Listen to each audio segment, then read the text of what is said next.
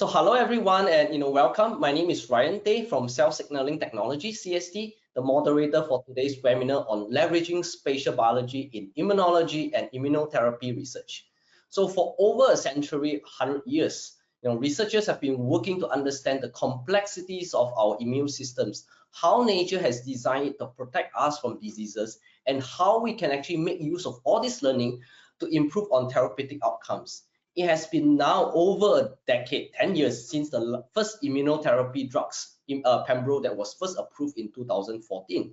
Now, fast forward over the last 5 years, we have seen a surge in improved technologies, including spatial biology, to help us to understand the immunology space.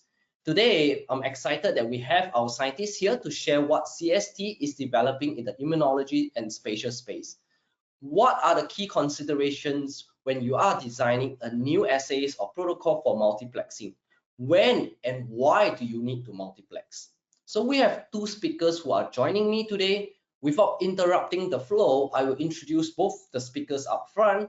The first up will be Emily, our Director for Immunology and Immuno-Oncology Product Design. Before joining CST, she was a postdoc in the immunology program at MSK Cancer Center. We are excited to leverage on her expertise to further enhance our understanding in this space. The second speaker is Derek, the lead scientist who led the development of multiplex assay in CST, better known as Signal Star Multiplex IHC. Before joining us, Derek had worked on IHC supports for early target discovery in biotech companies, so bringing this valuable experience to support what he is currently working on.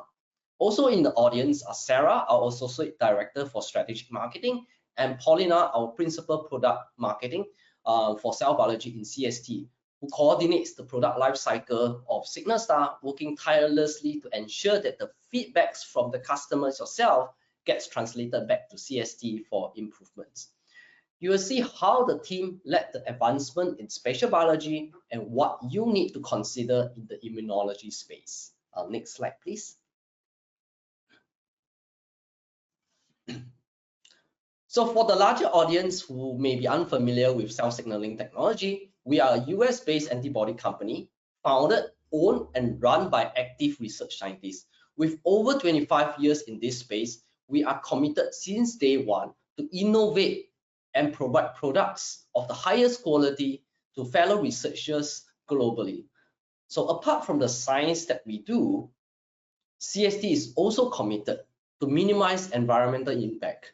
As the first life science company to join 1% for the planet, we seek to achieve net zero emission by 2029. With the power and promise of science, supporting the researchers in their discovery quest, doing the right thing for our communities and our planet will remain the mainstay mission for CST. And without further ado, I will turn it over to Emily, who will start off with the introduction of spatial and immunology space. Thank you, Ryan. It's my pleasure to present the following webinar entitled Context is Key, Leveraging Spatial Biology in Immunology and Immunotherapy Research. Today, we will cover key considerations and steps you should take when designing a multiplex IHC assay, including the importance of using high-quality antibodies, how to select antibodies for a panel, and examples of methods that can be used for panels of various plex sizes. But first, we will start with a brief introduction about why spatial biology techniques are essential for understanding the role of the immune system in disease and response to therapy. So the immune system, I'm sure as many of you know, is a network of tissues, cells, and molecules that coordinate with one another to detect and eliminate threats to the host. When working effectively, the immune system correctly recognizes a threat, mounts a coordinated response, usually involving multiple cell types, and eliminates the threat, and then resolves the response, sometimes resulting in immune memory. However, there are many scenarios of inappropriate response that can lead to disease. One example is the case of autoimmune disease, where the immune system mounts a response to self-antigen. Another example is allergic disease, where the immune system mounts a response to harmless environmental molecules. And another example is cancer, when the immune system often fails to eliminate completely a tumor. There's a lot of research dedicated to increasing our understanding of the role of the immune system in various diseases. In addition, where the immune system does play a role in disease progression, there is the possibility of manipulating its function and leveraging immunotherapies to treat disease. So often when seeking to understand the role of the immune system in disease or therapeutic response, the first question will be which immune cells are present, followed by what function or functions are those immune cells performing that either contribute to disease progression or disease resolution. And these questions can be asked in a variety of contexts, including health versus disease, before and after therapy, in responders versus non-responders. And common model systems used to answer these questions include human blood, human tissue, and tissue or blood from mouse models of disease. And what's clear is that answering these questions requires multiple markers, since usually there is the need to observe multiple cell types and functions. In addition, all of these common model systems are heterogeneous or composed of many different cell types. Therefore, studying the immune system in disease or therapy requires techniques that enable both single cell and multiplex analysis. Flow cytometry has long been the mainstay of immunology, and increasingly single-cell RNA sequencing is being leveraged. Both of these approaches are effective for single-cell multiplex analysis. However, they require cells in suspension as the starting material. And this means that if a scientist is working with tissue, that tissue will need to be dissociated, resulting in the loss of information pertaining to cell-cell proximity, interaction, and cell organization. Therefore, increasingly, immunologists are turning towards spatial biology techniques. Spatial biology is the study of cells, molecules, and their interactions within the spatial context of tissues. Spatial biology techniques allow for observation of multiple markers with single-cell resolution while still maintaining information about where cells are located in the tissue. So why is it important to have this spatial context? Well, as we spoke about earlier, the immune system is a network of cells that interact and coordinate with each other in order to execute an immune response. So the location of cells within a tissue and the proximity of different cell types to one another and their organization influences how different cells communicate and therefore how the immune system functions. So one nice example of this is the discovery of tertiary lymphoid structures in tumors. These are ectopic lymphoid structures with organization similar to secondary lymphoid organs. Using spatial biology techniques, tertiary lymphoid structures have been observed in multiple tumor types. Their specific functions within tumors are a topic of current research, but their presence in tumors is associated with long-term survival and response to immune checkpoint therapy. So this is an example of immune system organization that can only be observed by leveraging spatial biology techniques. Two key spatial biology approaches are spatial transcriptomics, which involves the observation of RNA in tissue, and spatial proteomics, which involves the observation of protein and protein modifications in tissue context. The focus of this webinar will be on multiplex IHC, which is one of the spatial proteomics techniques. Multiplex IHC involves using a panel of antibodies to measure proteins and protein modifications in spatial context. Today, we are going to dive deeper into multiplex IHC. In the next section of the webinar, Derek will talk about the multiplex IHC experimental workflow and considerations for designing a multiplex IHC assay, including content selection, antibody quality, and different experimental methods that can be used. So now I will hand it over to Derek. Thank you, Emily. As mentioned, in this portion of this webinar, I'm going to discuss the key considerations when designing your multiplex IHC assay. And so as we look at the overall IHC workflow, there are multiple steps that you have to undergo in order to have a successful experiment in a workflow. So this is the workflow that every scientist goes through in order to perform spatial biology experiments. First, they must decide on the content they intend to investigate. What do you want to look at? What targets or what biological processes do you want to study? What questions are you trying to answer, and how will you answer these questions? For this webinar, we'll focus on antibodies, but researchers can use multiple methods, including protein, DNA, RNA, or a combination of these to answer this question. What model system are you using to answer this question? What assay do you want to use to answer this question? These are all considerations that matter when scientists choose their content. And the next step is our assay design. So how will you detect that biology? With protein detection, many factors go into the decision to use directly conjugated antibodies or secondary antibodies, to utilize a fluorescent readout or a sequencing readout of oligos, or even measuring metal ions. All of these assays can result in a multiplex image, but not all are created equal. The next step is actually performing the experiment. You run the protocol to stain the tissue samples. This can be done manually, or it could be done in an auto stainer instrument that will combine all the necessary reagents, add them to the slides, and walk away, and your experiment can be completed. The next step would be imaging. And so you'll need to image the slides that you've created. And so for each spatial biology platform, this imaging step can differ significantly. In fact, your imaging capabilities can be a determining factor when deciding on the experiment that you intend to run. And the last two steps is image analysis and data analysis, right? And so this is where you have your nice, pretty picture in these instances, and where the scientists will segment the cells, quantify phenotypes, look at how these cells interact, their proximity, and what neighborhoods they're in. And then you can take that data and then start to map it out, create UMAP plots, and really dive in and analyze the data. And so as we get a bit deeper into content selection, right, we talked about this will dictate what research question you're trying to answer. So for example, maybe you want to understand how a therapy or knockout of a specific gene influences how T cells respond to a tumor. The first thing you would consider is which phenotyping markers you want to observe. So phenotyping markers, these antibodies, they would tell you which cells are present in the tissue.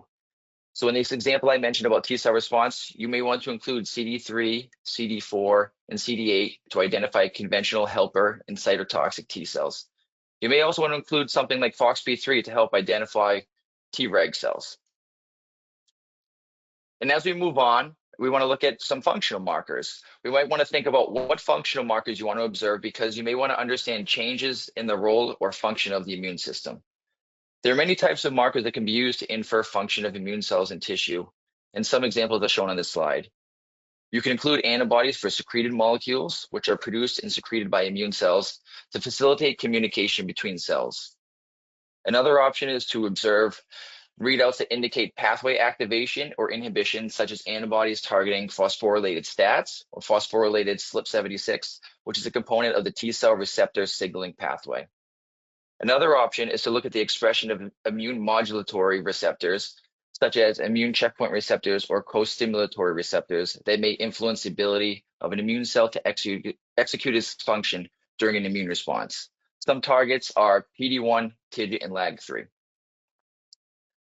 And lastly, if you're pursuing a therapy for a particular target, you may want to include an antibody for that target in your panel, so you can observe the expression level across various cell types of interest. And so here at CST, we have a few online resources to help scientists with panel content selection. And so here I'm showing a human immune cell guide, and we also have one available for mouse. And these are really handy. They provide scientists with the minimum set of markers needed to identify a given cell type. Also at the bottom, there's a list of some functional markers included to help really dial in the markers that you need to see the cells you're looking to study. Another resource that we offer is a landing page for a portfolio of immune phenotype and functional markers for multiplex IHC. This page contains information about multiplex IHC and offers a more comprehensive view of the antibodies we have available for immune phenotyping and functional analysis in FFPE tissue. The page shows the portfolio broken up into different categories of phenotype and functional markers shown here. And then you can open up each section and you can see a list of targets in both human and mouse, and you can have some example images as well. And so we know antibody quality is crucial for multiplex IHC, right? And why is that? Patient samples and model system tissues are very limited. They may be limited. Multiplex experiments are more costly and time consuming than singleplex experiments. Identifying and validating a suitable IHC antibody is very time consuming and challenging, and there are many suboptimal reagents available that can lead to incorrect conclusions. And so why choose CST antibodies? And so, as I mentioned, antibody quality is crucial for all experiments, not just spatial biology experiments. A recent publication showed that a number of antibodies that actually work in an application where they are, quote, approved by a vendor. And as you can see, the percentages up top are mostly well below 50%, right? Just because it says that this antibody will work does not mean it will work. Validation is key. And so in this publication, it estimates that between $375 million to $1.75 billion is wasted yearly on non-specific antibodies. And I can imagine everyone can remember times where you're really struggling in the lab to try to make an antibody work and it just won't. And so why is this validation important? So when you're designing an experiment, researchers want to be confident their antibody will work as expected, right? And you only want to detect the target of interest. If your antibody is detecting other targets besides what you're looking for, that can lead to incorrect results. And an antibody supplier's validation process should be transparent. It should ensure that what we do to validate meets your criteria. Right? This validation should be required for each intended application. It confirms your antibody will perform as expected. So just because an antibody works for, say, Western blot, we cannot assume that it can work for IHC unless it's been validated in that application. And again, it should not rely on a single experiment or experimental model. And this is all essential to achieving trustworthy results. And so here at CST, we employ various strategies in our validation process because we feel as scientists doing this, we know that our customers wouldn't base your conclusions on a single experiment, and our validation does the same thing. We do not base it on a single experiment. So no single assay is sufficient to validate an antibody. This means it should always be multiple assays to validate specificity and performance. Every application needs to be validated independently from every other. Right? As I mentioned, you can't assume an antibody validated for Western will work for IHC and vice versa. And these strategies are all complementary, which means they're all used in conjunction with each other. And here I'm showing a chart that shows the various experimental models that go into the validation of all our applications. And as you can see, no one model is used independently. We use multiple models across all different applications, right? And so if I focus a bit on the IHC, we can use positive, negative cell lines in tissues. But we also like to compare data that we have when we're validating to non-antibody derived data, such as in situ hybridization or mass spec. And so as we dive a little bit deeper about our IHC validation, here's just some real world examples of what I showed in the last chart, showing some high and low expressing tissues. And so here on the left, as we see CD39, we can see that it's strongly expressed in spleen, but we won't use one tissue type as a metric to say that this antibody works. And so there are some really great resources online that we can use, such as Human Protein Atlas, and we can see the range expression across multiple different tissues for CD39, showing spleen to be a higher expressor than heart muscle, to be a higher expressor than skeletal muscle. And we can see in our validation that we indeed do see that correlation of spleen being a strong expressor, heart muscle being a lower expressor, and skeletal muscle being an even lower expressor. And on the right, here's where we use a few different modalities of non-antibody staining to perform our validation.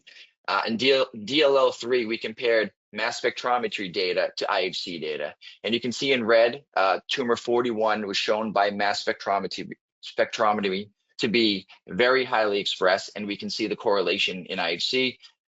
In the middle, in blue, there was a medium expressing tumor, and we can see that correlates to IHC. And then down below in green, we can see that our mass spec data correlates very nicely with our IHC data, giving us confidence that this target is performing as it should.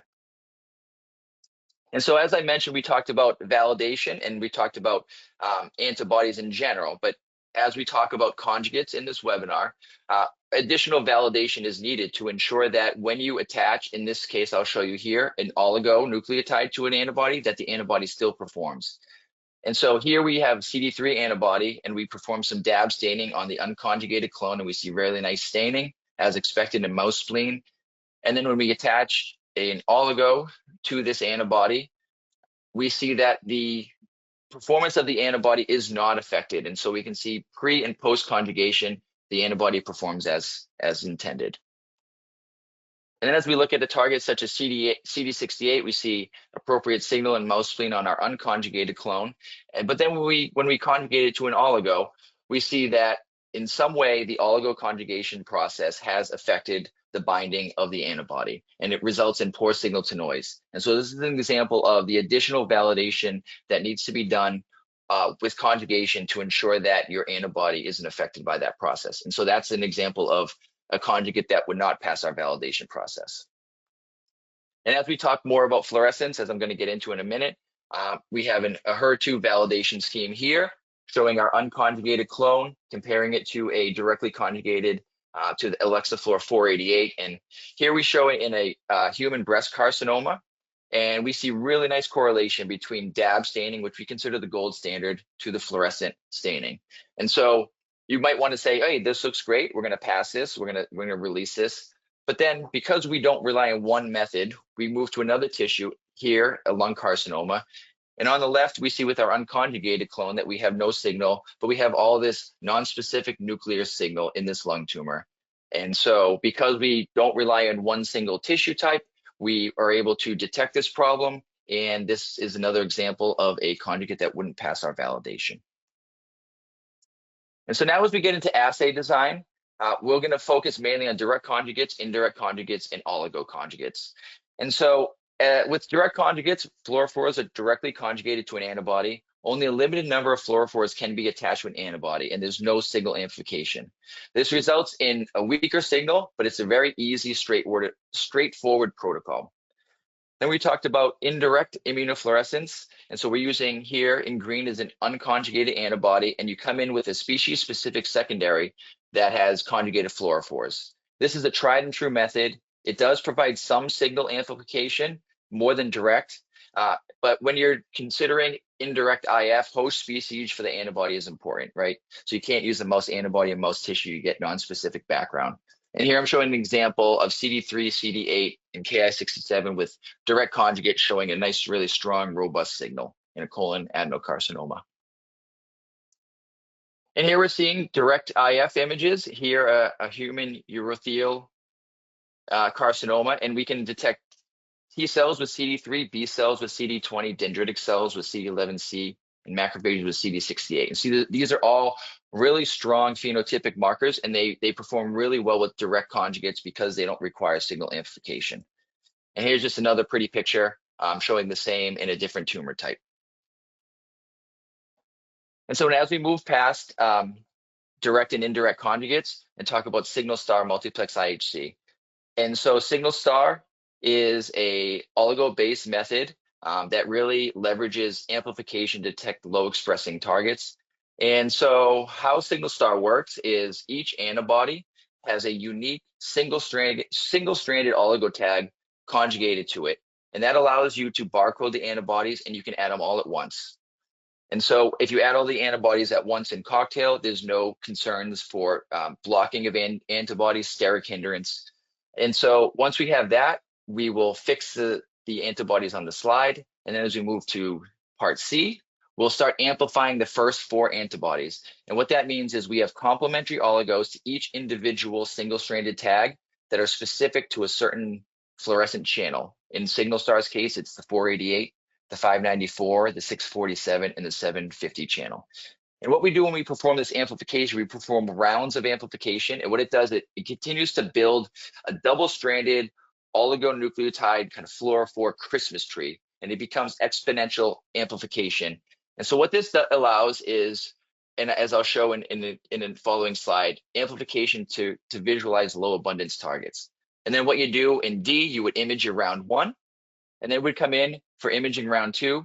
You would remove your fluorophores, and we do that with a double-stranded DNase that will chop off all the oligo fluorophore double-stranded Christmas tree we just created. And then we'll come in with the remaining 4 complementary oligos, and we'll amplify the the 4 targets that we did not amplify in round 1, and we'll perform the same rounds of amplification, and then we'll image that, and then we will computationally combine 2 4-plex images into a higher 8-plex image. And so, as I mentioned, the amplification is really what sets Signal-STAR apart, right? And so, that allows us to detect low biomarker expression. And here I'm showing a marker like CD8, which we previously discussed as a super strong, robust phenotypic marker. And as we look on the top left, we're measuring the signal intensity. And as expected, Signal-STAR and compared to TSA, which is another method, are very bright technologies, right? And so we can see that here when we compare it to indirect and direct immunofluorescence. But then as we go down to the lower left, we're going to measure the percent positive of cells. And for a strong phenotypic marker like CD8 that's very bright, we can see there's really no difference on how you detect a CD8, whether it's with Signal-STAR, TSA, indirect, or direct. Then as we move forward, we're looking at PD1 in tonsil, and we can see with Signal-STAR up in the top, it's very bright. With secondaries, indirect IF in the middle, and direct, we see less signal, which is to be expected because they don't have as much amplification. But then as we look to quantify this, right, we can see, of course, our eyes tell us this, but our quantification up in the top right, measuring the signal intensity, Signal-STAR is much brighter than both indirect and direct. But then as we get in the bottom right, as we measure percent positive cells, we can see that Signal-STAR is detecting many more positive PD1 cells when compared to indirect and direct IF. And so while I don't show it here, we have confirmed with co-localization studies that we're not just getting more signal that's not specific to PD1. We have been able to confirm with co-localization with other targets that this is real PD1 signal. So this is a really great example of the type of method that you choose for your multiplex experiment. You may not see all the targets that you intend to see, and so you may require amplification depending on which targets you look to see. And then in addition to the amplification, right, this amplification does have a wide dynamic range. It doesn't just make everything super bright. We know it's important to be bright, but we also know that the expression levels of cells in your multiplex experiment is very important. So are these PD1 expressing cells expressing it at high levels, medium, or low levels, right? And so we can have that dynamic range showing in an ROI here, the range from high, medium, and low. And that's difficult to do with other technologies. And so now we've had some flexibility. So now we can combine a few different modalities, right? We discussed previously the indirect IF method using secondaries. And what we're able to do is combine that with Signal-STAR. And so we have secondaries now for rabbit and soon to be mouse. And what that allows you to do is to take an unconjugated antibody and incorporate it into a Signal-STAR panel using secondaries. So now that secondary will have an oligoconjugate here. And so, as I mentioned previously in our validation about some targets that perform poorly after conjugation, FOXP3, human FOXP3 was one of those targets. And so now we can use a secondary and we can incorporate FOXP3 into a Signal-STAR panel very easily. And so with the addition, with the release of the mouse, which is coming soon, you can add up to 2 unconjugated antibodies, 1 rabbit and 1 mouse. And that allows you to, it really opens up our whole IHCP portfolio. And so how does this secondary work with Signal-STAR? Here's a schematic on the left. And so you come in red with your, in this case, rabbit, unconjugated antibody, and then you'll add a Signal-STAR oligoconjugated anti-rabbit secondary. And just like I mentioned previously about the Signal-STAR barcoded antibodies, this has a unique single-stranded oligo tag. One extra step that we need to do, though, is we have to add a blocking rabbit isotype antibody, because if we don't add that, as you add subsequent rabbit antibodies, there could be non-specific binding. And so in green, we add our rabbit isotype blocking antibody, and that blocks that binding site. And then what you do is you'll proceed with your Signal-STAR experiment, as I previously mentioned. You'll amplify, and now you amplify off the secondary, and you can easily incorporate any IHC approved antibody into a Signal-STAR panel. Very easy. And so here are just some nice pictures showing some panels that we created with Signal-STAR.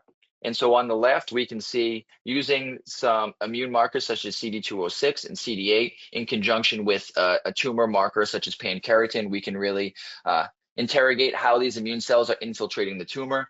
And as we get a little bit higher plex on the right-hand panel, when you include some markers such as PD-1, that allow you to see are our T cells exhausted or not, including CD68, CD11C, CD163, allows us to see how our myeloid cell infiltration is within the tumor. And so you can just, as you can imagine, you can get multiple different phenotypes when you have higher plex panels such as this.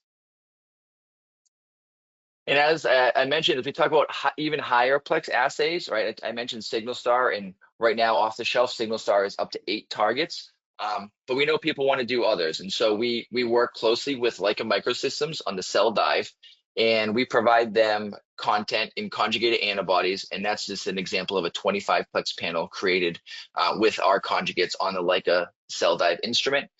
But other methods for detecting higher plex multiplex IHC, which plex size kind of fluctuates. My definition of high plex may be a little bit different from others, but we say 8+ antibodies. And so what many labs are doing is direct or indirect, as previously discussed, but what they do is they'll cycle their antibodies on. So they'll maybe add 3, 4 antibodies, detect them, image them, then they'll pull the antibodies off and they'll add more antibodies and do this cycling. And so you can get up to 30, 40 plex doing it that way. Other ways for achieving higher plex, you can combine Signalstar with direct conjugates, so 2 methods I previously mentioned, and we have data showing that we presented at previous conferences, so I'm happy to, if contacted, to send those posters out. There's also imaging mass cytometry, which are oligoconjugated antibodies, and you have a metal ion on there, and then you use a mass spec, you use a laser to ablate the metal off, and then use a mass spec to capture that metal, and it results in a multiplex image. Akoya has a codex, which are oligoconjugated antibodies. They cycle those on and off. And Lunaphore is another that uses indirect. They use secondaries, and they perform multiple cycles of pulling those antibodies on and off. And this is by no means a comprehensive list. It's growing every day as people continue to expand the spatial biology field. And so as we wrap up the assay design portion, we want to select the antibody format that's appropriate for your assay, right? And so if you have an unconjugated standard formulation antibody, performing indirect IF or chromogenic. If you're looking to do conjugation yourself, we have unconjugated BSA and azide-free formulations. And then we also have, as we mentioned, direct IF with fluorophore conjugates. And then Signalstar conjugates that allow you to perform Signalstar assays. And so as we move on, now we get to the staining part. It seems funny that I find the staining part is the first part that you might think of first, but as we've mentioned that the previous content selection assay design, those are the really, really important steps to set yourself up for success when actually staining. And so staining can be done manually or it can be done in an auto stainer instrument. This will combine the necessary reagents, add them on the slides. And there are a wide variety of auto stainers on the market, from very simple ones to one-stop shops. Some can perform staining and imaging all in one machine. And here's a few examples. The Ventana Discovery Ultra, previously mentioned the Lunaphore Comet, that one can provide staining as well as imaging all in one. Hyperion, which is the imaging mass spectrometry. The Leica Bond, which is one of the most widely used auto stainers on the market. So there are quite a few. And so as we get to past staining, we have completed the experiment on our slides, and now we have to image these slides.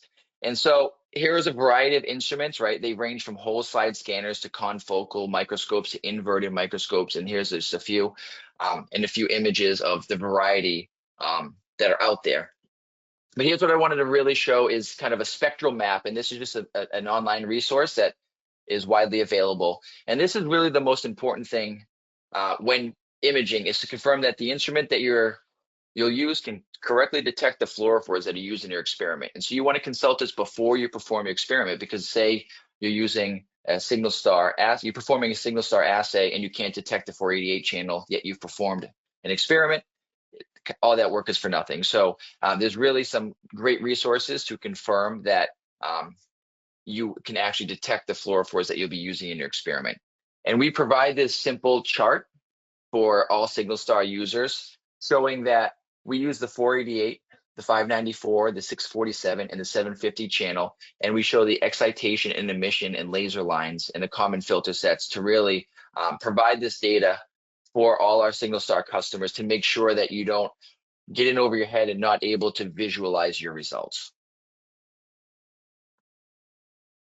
And as we kind of wrap this portion up, we're not going to get super in depth of image analysis and data analysis. This is a very evolving field, and is changing very fast, whether it's from open source platforms or commercial platforms. And so, right, you have this nice pretty picture as I showed some signal star and direct conjugate images, right? And so there is many open source options, which are nice. Like we routinely use QPath.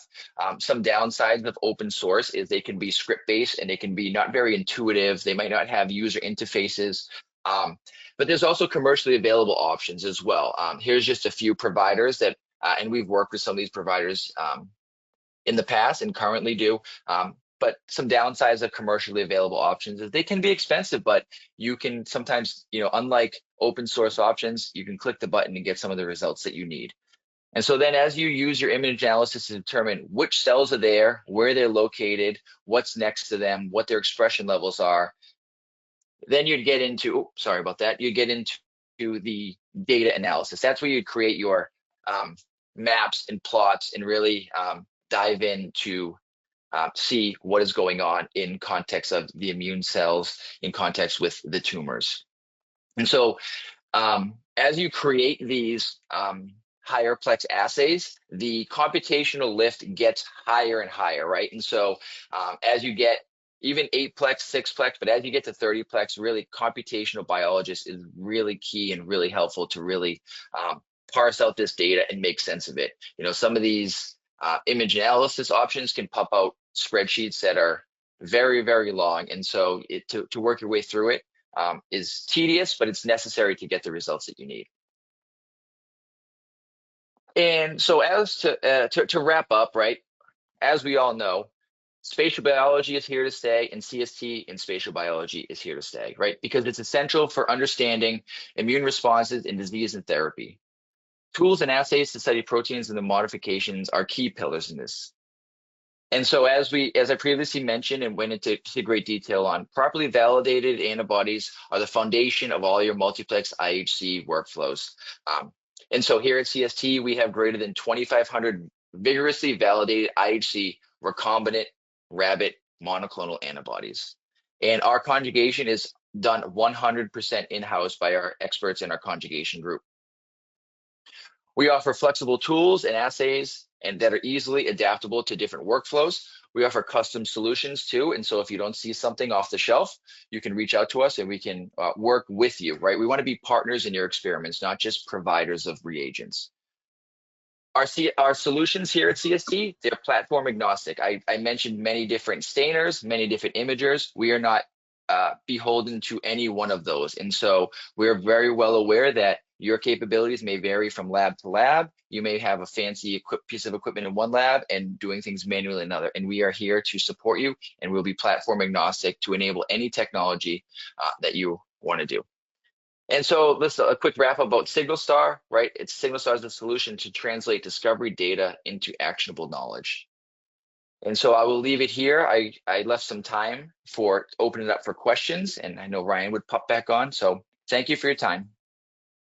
Yeah, thank you everyone. So thanks Emily and Derek. That's, I think, very insightful and many interesting information. So as we know, as technologies improve, the number of plexes increases, the number of considerations, including what Derek has explained about the design and validations, become even more critical. As we hit the ground and talk to more researchers, we are also hearing extended use of spatial biology outside immunology, which also gets us very excited. We talk about how we can support the science, how informations from the field are translated back to our headquarters. If you go to our product web page, apart from immunology markers, immune markers, you also see validated targets in the neuro space. That's for signal stars. And again, as Derek has mentioned, if you're not seeing any targets for your research work, email us. We want to hear from you. And this actually helps us to expand the utility of this technology. And before we go into any to the Q&A, so I would also like to inform everyone that we have a Signal-Star Multiplex IHC Resource Center on our webpage. So I have also sent the link on the chat box where you can find the protocol, FAQs, posters, blogs, and all related videos. So without further ado, I'll just dive into the questions. So a couple of questions that have came on also before the webinar came was like, first, how long does the fluorescence stays before imaging? So we have complexity of work shift hours. Then there's also location of, let's say, the core facilities where the imager is, located. So how long does this fluorescence stays before we can do the imaging? Sure. So I would say that could depend on the type of experiment you're doing, whether it's direct, indirect, or Signal-Star. Speaking with Signal-Star, while I didn't show it in the schematic, we have a ligation step. And because we created that double-stranded oligofluorophore Christmas tree, we ligate that together, and that really locks the signal in. And that allows us to, you don't have to run to the scanner, right? And so we suggest that customers for Signal-Star assays image within 8 hours. There are other considerations, whether you're using direct IF or indirect, where the signal can fade. So it's really important to protect those slides from light. And if you're gonna not be able to image right away, protect them from light. And if you keep them at 4 degrees, the signal will last much longer. Okay, so I think the other question is also related to Signal-Star Multiplex IHC. What is the quenching mechanisms that you are utilizing, and do you have data to show the complete fluorescence removal before you go into the second day or second round? Yep, so in our validation process, we always confirm that the signal is sufficiently removed from round 1 to round 2. So we use a double-stranded DNase enzyme, and so because the oligo tags are single-stranded, and then when we add the complementary, we create double-stranded, and then we build that amplification tree. It's all double-stranded DNA, and so we can come in with a double-stranded DNase and cleave that right off. What that does, it's really convenient that the remaining 4 antibodies that you have not amplified yet still have a single-stranded tag that is not affected by that double-stranded DNase. And so, yeah, in our validation, we routinely were scanning before performing round 2 to ensure the signal is removed. And so we can provide that data, upon request. Okay, great. I mean, just touch on not just on Signal-Stars to the larger audiences. If you want any data that you might not seen on a web page due to limitations on the website, always reach out to your local sales or your distributors will be more than happy to work with CST to provide you with the data that is not available on the website. So the other questions on coming to the multiplex IHC kits, how many samples can you run? Because the user is saying that he might have missed in your slides. So how many samples can you run for your multiplex IHC kit? Each Signal-Star kit is 10 slides. Okay, so that would be 10 samples that the users is able to run. So for Signal-Stars, you mentioned about 8 different targets, 4 plex each. I mean, so like, can I do more than 8 plex? Usually, as you know, for spatial biology, sometimes I might have more targets than what is been 8 plex. So is there any recommendation from you or CST to look at anything more than 8 plex? Sure. So I mentioned a few different options for going higher than 8 plex, and I can say that we have done, the Signal-Star group that I'm a part of is part of our research group here at CST, and so we have done many experiments going higher than 8 plex. And so if that's something that you would like to try, we'd love to work with you before you perform the experiment. And to dial that in and to make sure our panel is configured right. There's just a few other considerations, not too many, but we also have presented posters at recent conferences showing this. And so you could combine direct conjugates with Signal-Star, and that's a very simple process. Or there's performing additional rounds. And performing additional rounds is something we'd love to work with you before performing the experiment to really, set everybody up for success. Thank you. So, Derek, you listed a number of, imaging different types of imaging platforms and instrumentations that is compatible for Signal-Star. From a user perspective, how do I know that, my imaging instruments is actually compatible with, you know, Signal Star? Sure. So as we go backwards, we have quite an extensive user like interface and help center for Signal Star, and so we provide the common filter set names, the fluorophore channels, and the excitation and emission lines of those lasers. And so you could always check that. If you still have some questions, you can reach out to your representative or via tech support, and we could really help you before you set your experiment up and maybe not have the correct filters. So on the same note, you know, just to touch on it, you know, if I do not have a particular laser, does that mean that, you know, I'm still able to run Signal Star but with a lower plexus? Correct. Yep. So if you say you didn't have a 750 filter set, you could run a 488, a 594, and a 647. Use those channels and achieve, you know, with 3 and 3, achieve a 6-plex. Correct. Okay, cool. And then how do I know that the antibody is compatible with either the frozen or FFP tissue? So for Signal Star, all the antibodies are validated in FFPE tissue. At this time, we don't validate it in frozen, but we always love to hear about new research. And so if someone's interested in doing that, we could definitely work together to try to see how the results are. But at this time, it's currently only FFPE tissue. Oh, great. You know, one other question, so I think, you know, I will also answer is, you know, what if the target that I'm interested in is unavailable in Signal Star Panel Builder? So I think the answer to this question is always to reach out to us. You know, that's always. Yeah. But we have a variety of options, right? We talked about we kind of tangentially talked about conjugation. We have a really great conjugation group that if that was the route you want to do, they can do some custom conjugation. But with the release of the rabbit Signal Star secondary and the soon to be release of the mouse, it's a really easy way to take a rabbit or a mouse antibody and incorporate it into your protocol. We have a protocol already done. You can, if you're using an autostainer such as the Leica Bond RX, you just add a couple steps and it goes. And so it's really, really easy. But also the custom conjugation is a great route if that's something that a customer would like to do as well. So there's a few options there.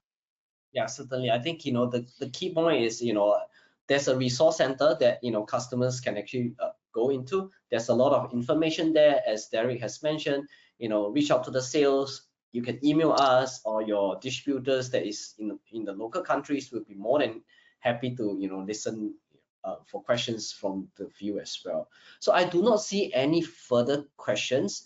But again, you know, if you have any other questions after rewatching the webinar, you know where to find us. Just write to us, and you know, we will definitely respond to you, you know, in terms of your scientific discussions or how to build a panels, you know, related to the research work that you are working on.